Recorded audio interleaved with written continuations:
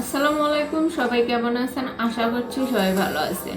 এই রমজানটা অন্য সব রমজান থেকে অবশ্যই আলাদা।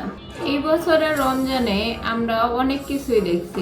প্রতি বছর রমজানেই কোনো না কোনো দিক থেকে আমরা একটা শান্তি অনুভূতি পাই, কিন্তু এই বছরের রমজানটা আমাদের জন্য যতটা কষ্ট নিয়ে আসছে।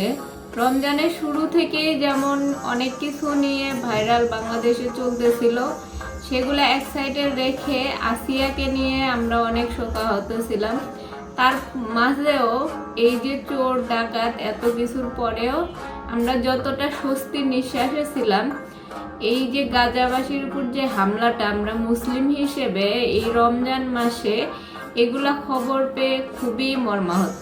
এইগুলা খবর আসলে আমাদের যে কতটা কষ্ট লাগে একজন মুসলিম সেই বলতে পারবে। আল্লাহ পাকের কাছে শুধু আমাদের দোয়াই থাকবে এবং আমাদের নিজ নিজ জায়গা থেকে যে ইসরায়েলে যত পণ্য আছে আমরা বয়কট করব। পাশাপাশি আমাদের দোয়া করা ছাড়া মনে হয় না আর কিছু আছে। তারপরেও আমরা আমাদের নিজ নিজ জায়গা থেকে যতখানি পারবো অবশ্যই এর প্রতিবাদ করে যাব। ইসরায়েলের যে হামলাটা এই যে গাজাবাসীর উপর, মুসলমানদের উপর, একজন মুসলিম হিসেবে আমাদের অবশ্যই কষ্ট লাগার কথা।